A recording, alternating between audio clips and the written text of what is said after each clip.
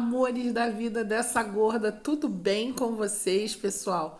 Por aqui tudo indo. Hoje não tá tudo ótimo, não, e justamente por isso eu vim aqui falar com vocês.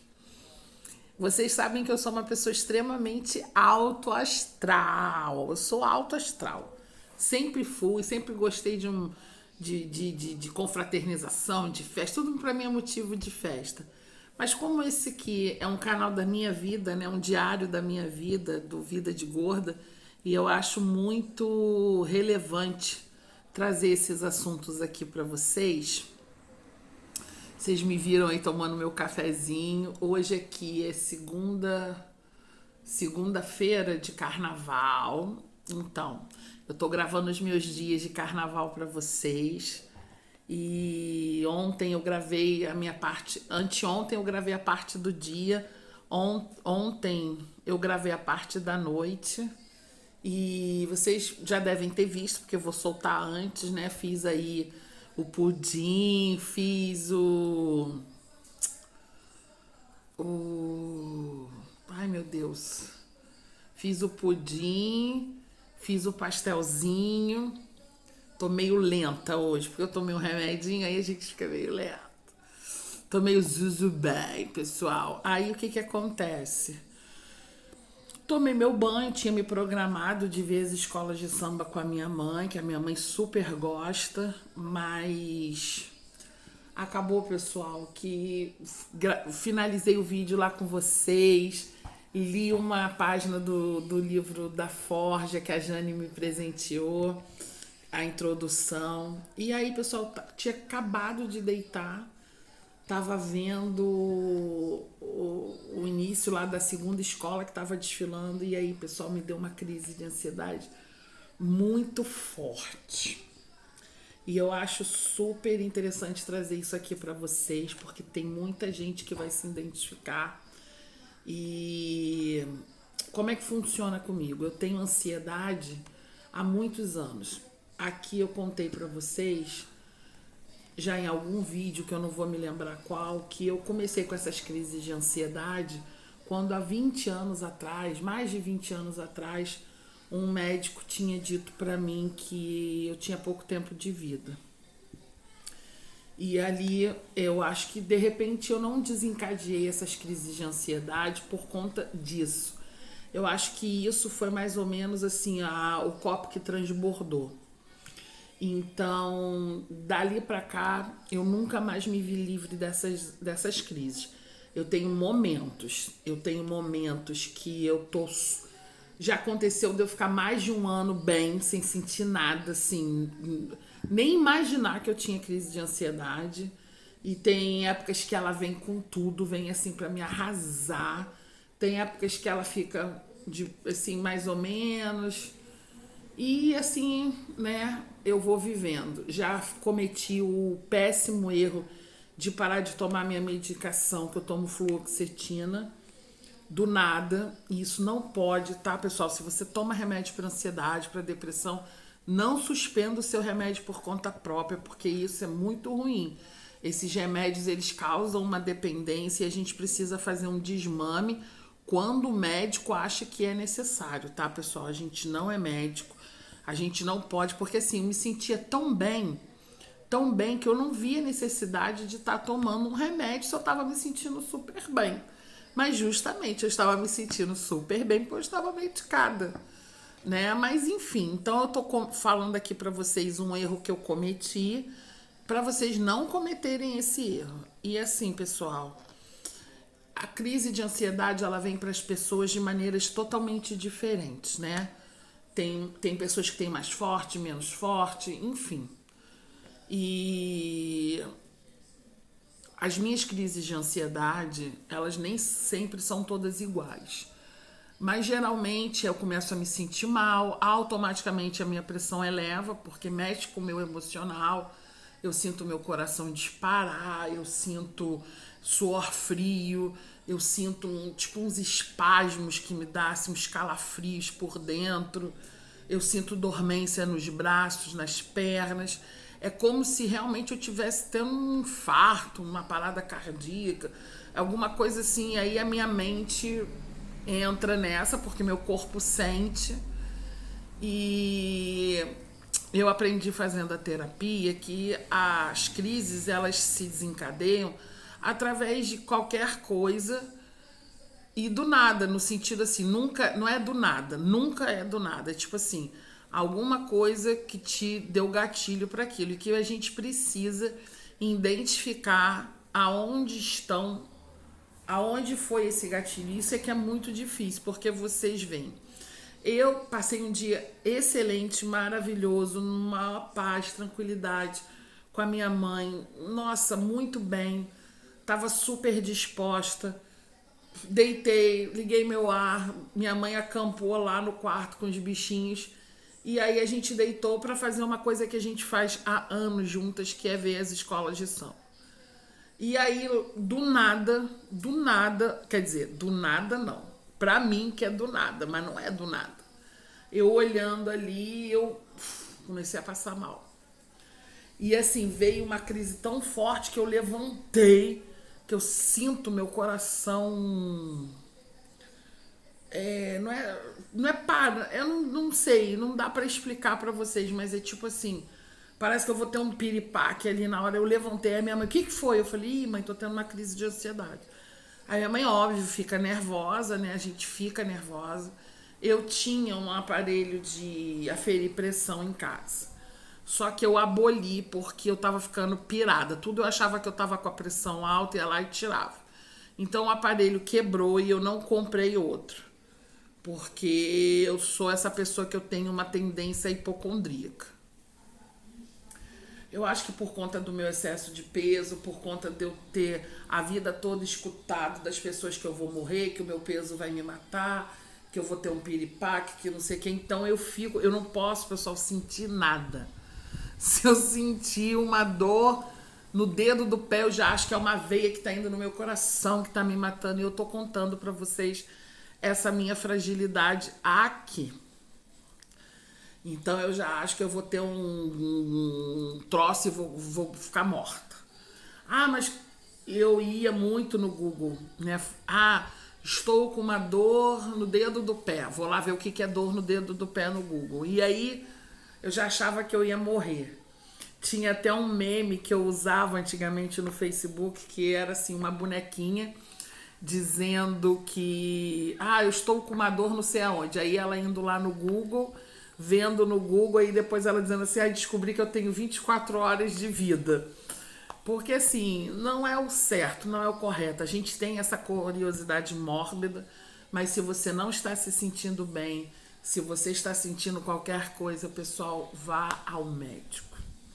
Ele é o profissional que vai te orientar, que vai te dar as melhores. Se você não gostou do médico, procura outro. Mas ele é o profissional que vai te dar a melhor indicação para qualquer coisa que você esteja sentindo. Então, mas eu estou contando aqui para vocês das minhas experiências. Então, assim, eu fico muito tentada aí no Google, né? Porque, como eu disse para vocês, as minhas crises de ansiedade, elas vêm de formas e situações diferentes. Mas geralmente é isso: taquicardia, suor frio, dormência, eu trinco os dentes. Teve uma crise de ansiedade que eu tive, que eu trinquei tanto os meus dentes que depois o meu dente estava se desfazendo. Sabe quando você sente aquela farofinha? Enfim, e da mesma forma que ela vem, eu começo a fazer as respirações que eu aprendi na terapia de fazer, umas respirações que é você respira fundo e solta devagarzinho, respira fundo, solta devagarzinho. E tem tantos outros exercícios que você faz para distrair sua mente, que tá tudo aqui. Tá tudo aqui. Então, já fui diversas vezes pro pronto-socorro e da última vez que eu fui, deve ter uns 2 anos, da última vez que eu fui com crise de ansiedade, eu tava com a pressão lá em cima, acho que tava 20 e poucas, porque quando eu tô em crise a minha pressão altera e o médico me explicou que isso é o meu sistema nervoso E aí eu cheguei lá, a pressão tava muito alta, e aí eu fui falando que eu tinha crise de ansiedade, contei aquilo tudo e tal. Aí o médico assim, vamos fazer um eletro. Aí chegou no eletro, na hora que eu estava fazendo o eletro, eu tive uma crise violenta de ansiedade, mas fiquei quietinha. E aí deu uma alteração no meu eletro, porque sim, pessoal, a gente sente tudo, a gente sente que vai morrer, a gente sente que o coração tá parando e o teu corpo reage a essas emoções, né? O teu corpo reage, é normal. E aí, quando chegou o resultado do meu eletro, o médico deu uma olhada e falou assim, ó, Catarina, eu vou fazer uns exames de sangue porque deu uma alteração no teu eletro. Aí eu já fiquei, aí pronto. Se você não pode ouvir essas coisas, eu já disse pra minha mãe. Se um dia você descobrir que eu tô com uma doença séria, alguma coisa que eu vou morrer, não me conta, porque eu não quero saber. Porque a minha mente vai me matar primeiro. E aí a minha mãe foi perguntar pro médico, depois ela me contando, e o médico disse assim pra mim, a gente acha que ela teve um infarto. Minha mãe ficou desesperada, porque eu nunca tive problema cardíaco, nunca tive nada. E eu faço exames periódicos, pessoal.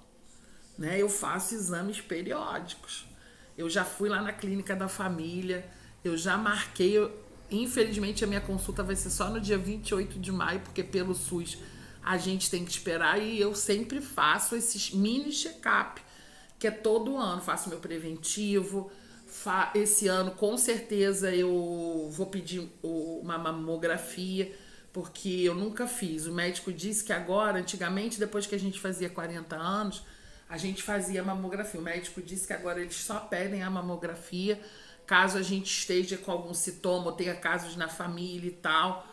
Ele me explicou. Isso aqui em Saquarema, tá, pessoal? Eu não tenho nada, mas eu gosto de fazer esses exames. Exame de glicose, de colesterol, de triglicerídeos, de tudo isso. Eu faço esses exames de sangue, gosto de fazer um eletro, gosto de fazer um raio-x do tórax, que é para ver se está tudo bem, até por conta do meu excesso de peso. Então eu sou essa pessoa. Minha mãe fala que eu adoro um médico. Minha mãe não vai, pessoal. Minha mãe só vai no médico se estiver morrendo. Eu não. Eu prefiro saber logo, tratar logo. Então, quando ele disse isso para minha mãe, aí a gente acha que deu uma alteração, que a gente não sabe se foi um infarto, alguma coisa. A gente vai ter que fazer um exame de sangue de enzimas para ver. Aí eu fiquei o dia todo no hospital. Isso foi no dia 9 de maio, acho que de 2022.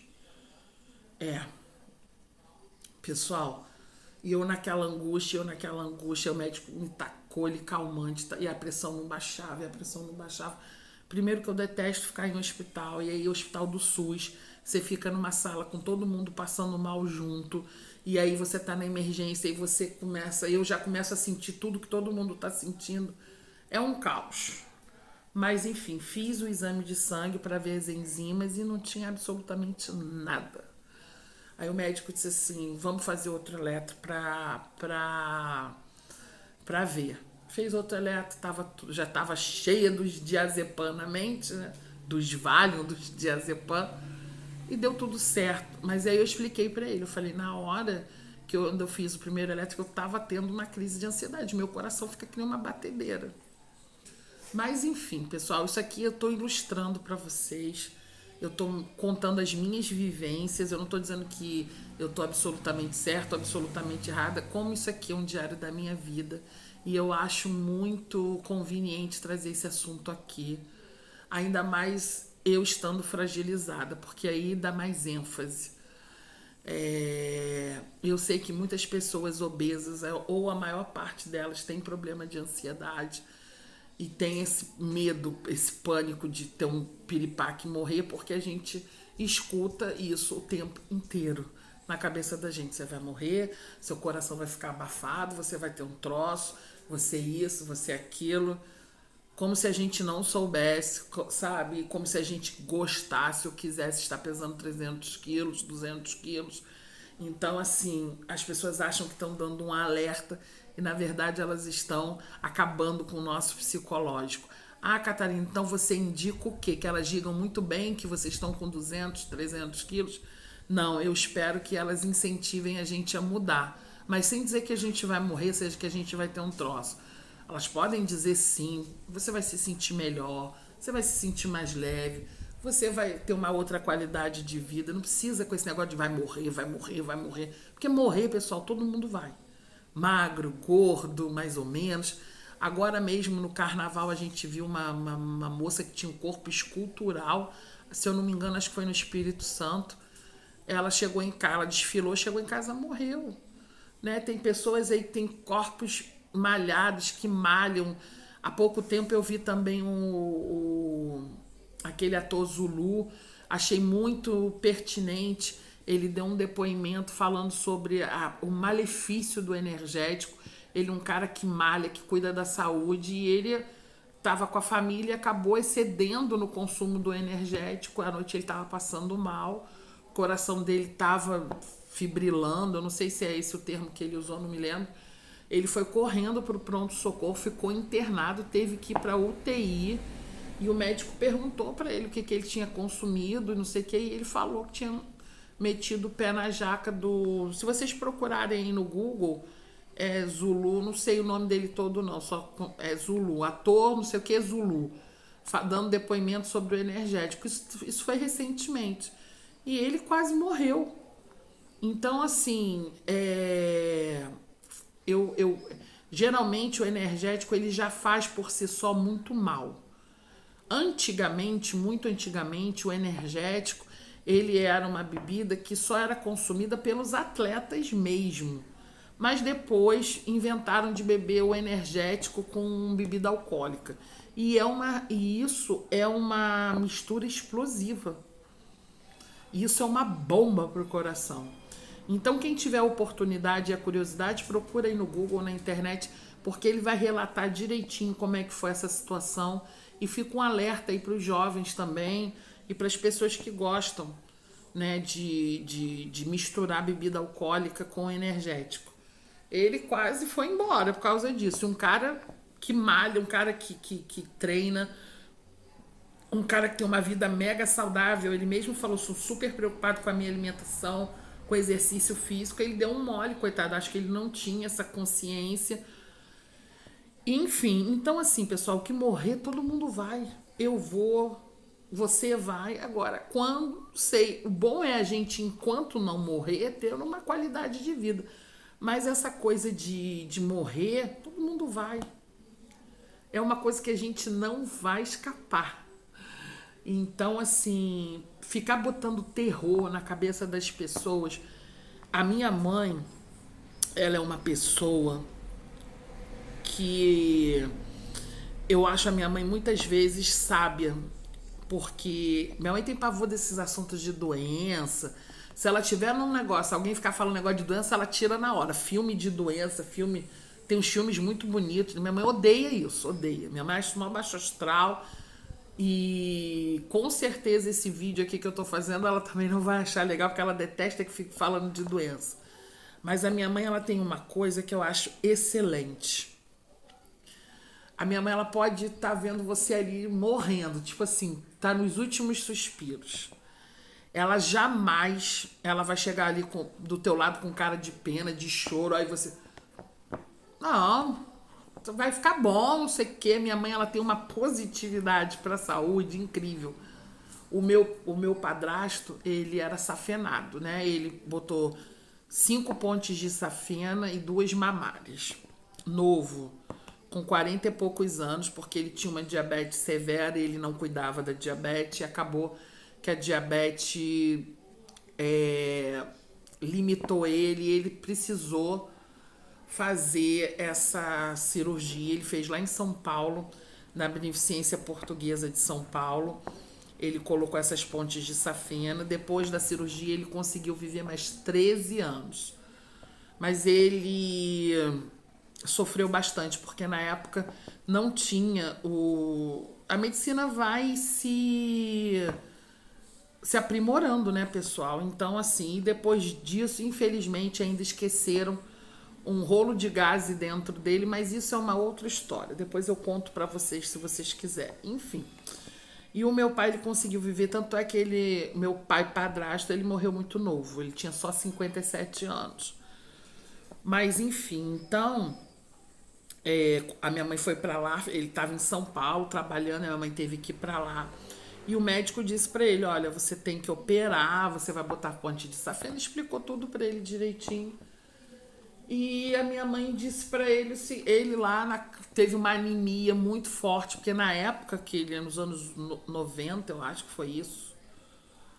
É, tava aquele boom, negócio de AIDS, de transfusão, os sangues contaminados. Eu não sei se vocês vão lembrar disso. Então, é uma cirurgia que você perde muito sangue.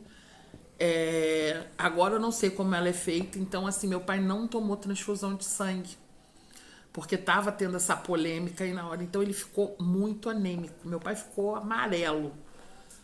E assim, ele não tinha força de levar o garfo na boca para comer. Ele fez a cirurgia no dia 7 de janeiro e graças a Deus foi tudo bem, mas ele ficou muito debilitado por conta dessa anemia. Então o que, que aconteceu com ele? Ele todo ferrado. A gente achou que ele ia embora. E a minha mãe ficou ali com ele 14 dias na semi-UTI internada. Minha mãe ficou sem dormir. Deu até umas bolhas nos olhos da minha mãe porque ela não dormia. E aí ela cochilava, mas aquele sono que não é que você deita e dorme. E ela dizia pro meu pai, você tá ótimo. Meu pai assim, tipo, sabe, tendo um... Não, você tá ótimo. Não, você não. Ih, tá tudo bem. E só Deus sabe como devia estar o coração dela, mas assim, em nenhum momento ela apavorou meu pai. Ou, nossa, caramba, você tá mal, que tem gente que é assim, né? E a minha mãe botava ele pra cima e a minha mãe, ela é assim. Você pode estar com a maior dor, você pode chegar aqui com a minha mãe e falar assim, fulano tá numa fase... Não. Então isso, querendo ou não, pessoal, o psicológico da gente, ele funciona muito. A mente manda em tudo no corpo da gente. E a minha mãe dizia pra ele, você tá bem, você tá ótimo, e não sei o quê. E parará, parará, parará, parará, parará. E aí, lá no hospital... Mas meu pai era um cara muito inteligente. Meu pai sabia o que estava acontecendo com ele. E na época que ele operou junto com uma pessoa mais simples. Ele era um lavrador. Fez a mesma cirurgia que o meu pai fez, a mesma, pessoal. E eles ficaram juntos, né? Os dois juntos, internados. Ele estava sem acompanhante, a minha mãe ainda dava uma ajuda para ele, era um cara mais novo também. Tinha botado ponte de safena e aí a gente descobriu, a gente não, a minha mãe e o meu pai descobriram, porque eram duas pessoas e um banheiro.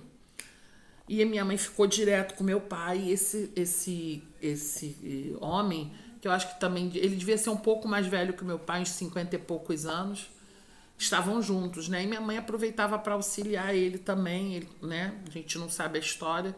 E aí, como a minha mãe sempre foi fumante, e aí eles descobriram, porque o cigarro ele tem um cheiro muito característico, né?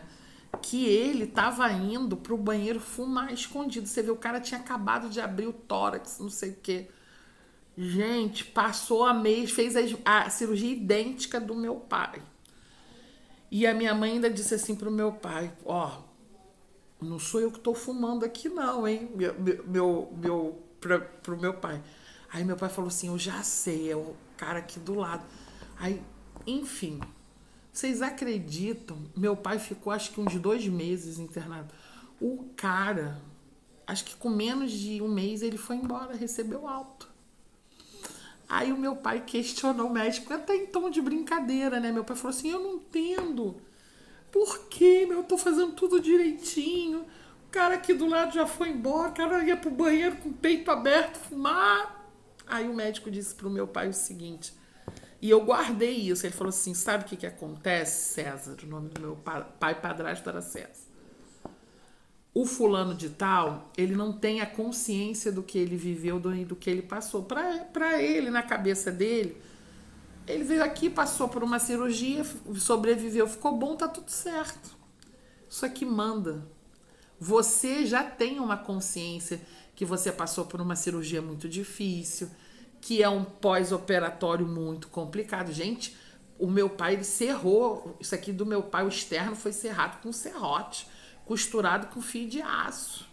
É uma cirurgia, era na época, agora não sei, muito invasiva. Tanto é que a gente chamava ele de Robocop, porque quando tirava a chapa aparecia aqueles fios de aço. E o médico disse para ele, então é uma santa ignorância. Ele se recuperou porque ele não tem noção do que ele passou. Então, no teu caso, você já tem uma noção, você já tem um certo conhecimento. Então, isso, para você, isso foi um médico que falou, tá, pessoal? Não fui eu, não. Para vocês verem como o psicológico da gente ajuda. O cara passou pela cirurgia idêntica do meu pai, o mesmo processo da diabetes. O cara ia pro banheiro fumar com o peito aberto, escondido. Agora, como ele achava cigarro lá, eu não sei, mas ou ele levou, eu não sei como é que foi.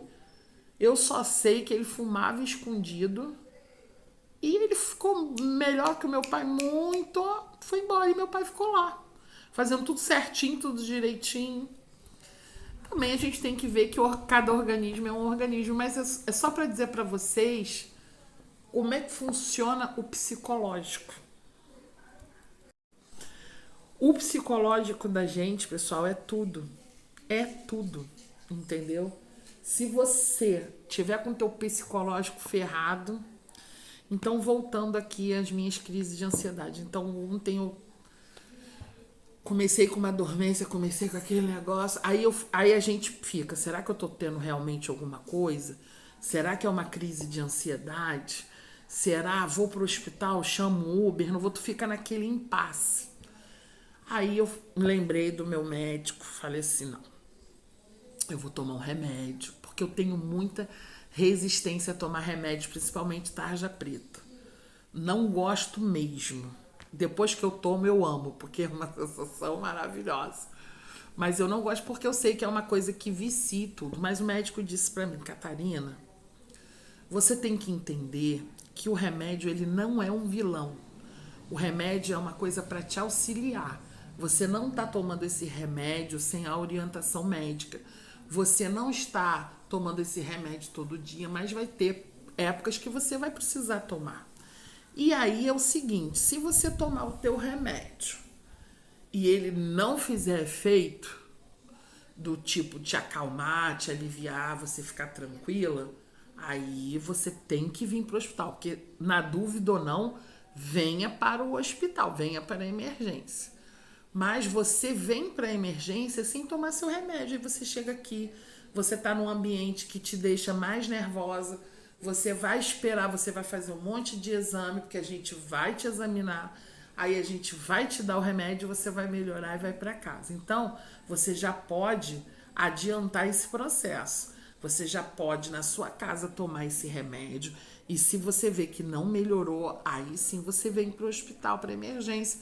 E aí você vai dizer, olha, doutor, eu tenho ansiedade, né? Eu já tô medicada, eu já tomei tal remédio e não passou. E aí, na dúvida, venha para o hospital. Eles sempre falam isso para mim. Então, agora o que eu faço? Tive uma crise violenta ontem. Dura segundos, pessoal, e depois você fica com aquele sentimento. Aí eu fico preocupada de ter aquilo de novo. Aí eu fico assim, será que eu tô bem? Eu tô bem, mas eu fico, será que eu tô bem? Será que eu não tô bem? Aí eu falei, quer saber? Eu vou tomar logo esse remédio. Eu tomei meu remedinho.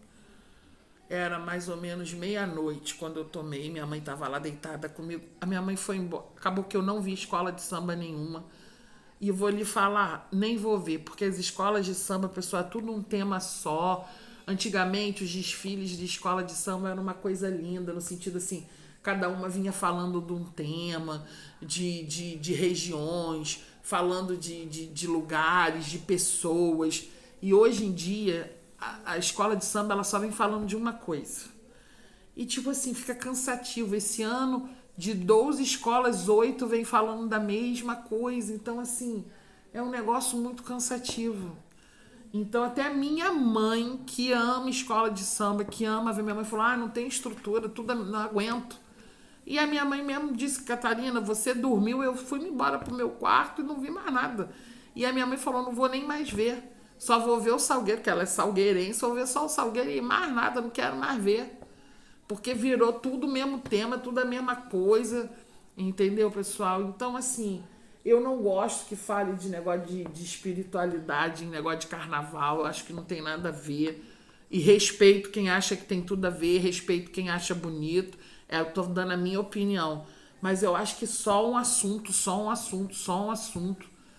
Mas, enfim, cada um com seu gosto. Então, esse ano de desfile, vou ver o Salgueiro com a minha mãe, mas eu vou ver minhas séries, vou ver meus YouTubes, entendeu? Não dá.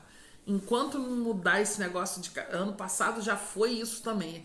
Esse ano é a mesma coisa. Então, assim, pra mim, tá perdendo totalmente a graça.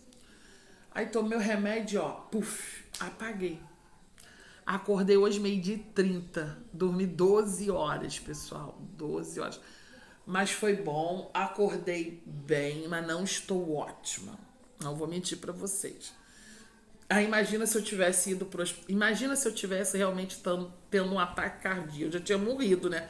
Com esse tempo todo. Então eu tenho a certeza de que é a minha ansiedade. Então, vou ficar aqui quietinha. Já gravei esse vídeo pra vocês porque eu acho super, mas super, super relevante trazer isso aqui. Pessoal, veja bem o que eu estou falando. Eu não estou dizendo que se você tiver passando mal, você não tem que ir pro hospital, não. Eu estou dando a minha história, o meu ponto de vista. Os médicos sempre dizem pra mim, Catarina, na dúvida, venha ao hospital. Se você está tendo uma crise de ansiedade ou não, vá ao hospital. A não ser que você tenha certeza absoluta, depois que você tomar o seu remédio e você se sentir bem, que você tá bem. Se não, vá ao hospital. Tá bom, pessoal? Tem que ir. Eu já fui várias vezes, mas dormi muito bem, pessoal. Acordei, tomei meu cafezinho aqui, vocês viram. Já coloquei umas coisas lá no Instagram que eu precisava colocar. E aí vou tomar agora o meu remedinho de novo, porque eu ainda não estou 100% e eu quero ficar 100%. Então, vou tomar, vou fazer algumas coisas aqui no meu tempo. E é isso, pessoal. As pessoas que sofrem, eu não tenho depressão, mas eu tenho ansiedade. E eu tenho muito respeito por quem tem depressão, por quem tem ansiedade. Dizem, né, que ansiedade é excesso de futuro. E dizem que depressão é excesso de passado. Aliás, tem pessoas que infelizmente têm as duas coisas, a depressão e a ansiedade. E fica aqui todo o meu respeito, todo o meu carinho a todos vocês e minha compreensão a todos vocês que passam por essa situação. Sabe, pessoal? Vão ao médico. E outra coisa que eu não posso deixar de jeito nenhum de falar aqui, eu já ia me esquecendo. Façam terapia, pessoal. Façam terapia. Eu já falei para vocês que eu tô passando um momento meio complicado financeiro e eu estava sem condições, porque a terapia ela é uma coisa cara e eu consegui. Demorou um pouquinho, mas eu consegui no SUS, tá, pessoal? Na clínica da família, onde eu me trato, eu me inscrevi. Eu acho que demorei, sei lá, uns 6 meses, por aí. De 4 a 6 meses para conseguir. Eu faço online, eu faço toda semana. São 30 minutos, mas eu tô amando. Sempre fiz terapia, mas assim, eu pagava, né? Agora minha situação deu uma baqueada. Então eu procurei, corri atrás, fui fazer, façam terapia. Gente, independente se vocês têm algum problema de ansiedade, de depressão, eu indico a terapia para todo mundo. Todo mundo tinha que fazer terapia. Ah, mas Catarina, eu antigamente, antes de conhecer a terapia, eu achava assim, que bobeira, que palhaçada. Eu achava que terapia era para quem tinha sofrido algum trauma muito grande, algum abuso muito grande. Não tem nada a ver, pessoal. Isso é a maior ignorância. Todo mundo tinha que fazer terapia. Porque a gente fala muito da saúde do corpo, mas a gente muitas vezes se esquece da saúde mental. E se a sua saúde mental não estiver legal, não adianta ter saúde física. A sua saúde mental, por incrível que pareça, ela tem que ter prioridade da sua saúde física. Na verdade, as duas têm que andar juntas. Mas é uma opinião minha, eu acho que a saúde mental ela vem primeiro. Sem contar também, pessoal, que o exercício físico, a atividade física, ela é maravilhosa para pessoas que sofrem tanto de depressão quanto de ansiedade, porque elas liberam endorfina, né, que é o hormônio da felicidade. Então, assim, se você tem condições de fazer terapia, faça terapia. Se você não tem, mas acha que precisa, procure na clínica da família da sua cidade, se informe. Pode demorar, mas uma hora vai acontecer. Então é mais fácil você estar numa espera, mas sabendo que vai acontecer em algum momento, do que você deixar para lá. Pessoal, cuidem da saúde mental de vocês, cuidem. É muito importante demais, demais, demais. A terapia, literalmente, ela salva vidas, porque ela te dá caminhos para que você se compreenda, se entenda, se desculpe, se ame. Ela desperta em você mecanismos para que você entenda o que se passa dentro de você.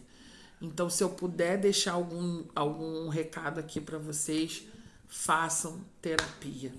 E se vocês quiserem uma indicação, eu posso indicar a minha amiga, irmã, alma companheira, Adriana. Ela atende em consultório aqui no Rio de Janeiro, mas ela atende online também para todo o Brasil. Então, se vocês quiserem, eu me chama no direct ou aqui nas mensagens que eu deixo o e-mail dela para vocês entrarem em contato. E ou com pessoas que sejam perto de vocês. Enfim, pessoal, só façam que vocês vão ver o quanto vai ser bom para vocês, tá bom? Então é isso. Esse vídeo já tá bem grande, mas é um vídeo muito necessário.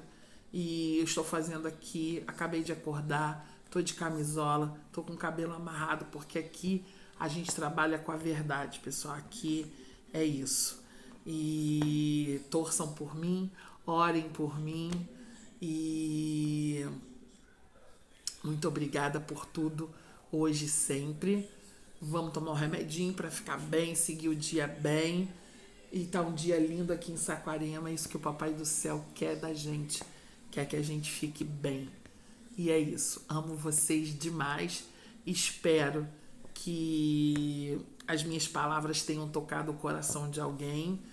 E não fiquem com vergonha de dizer que estão numa crise de ansiedade, que está tendo, porque por muito tempo na minha vida eu escondi das pessoas que eu estava tendo uma crise de ansiedade, para não preocupar, para não falar, a Catarina toda hora tem um negócio, né? Tem sempre um para falar isso. Não, se você está na sua casa com seu marido, com seus filhos, ou com a sua esposa, ou no trabalho, e você está tendo uma crise de ansiedade, divida isso com alguém. Chame alguém da sua... Você não precisa botar no outdoor. Chame alguém da sua confiança. Está no trabalho, bateu uma crise braba, chama alguém e fala assim, fica aqui comigo um pouquinho, vamos bater um papo, vamos tomar um café, uma água. Eu tô tendo uma crise de ansiedade. Não tenha vergonha, pessoal, de pedir ajuda. É muito importante, até porque as pessoas não vão adivinhar que você está passando mal. Então, chame uma pessoa, converse com alguém. Se você estiver sozinho em casa, ligue para um amigo, toca a campainha na casa de um vizinho. É isso. Não tem que ter vergonha. Não tem que ter vergonha. Tá bom? Qualquer coisa, manda um direct aqui, que se a gorda estiver acordada, a gorda conversa com vocês a hora que for. Tá bom, pessoal? Eu espero muito que vocês tenham gostado desse vídeo. Eu abraço a todas essas pessoas que têm problemas psicológicos assim como eu. Não é fácil. Não é fácil, pessoal. Só quem tem é que sabe, né? Então, vamos com tudo. Um beijo. Papai do Céu abençoe. Amo vocês demais. Até breve. Tchau.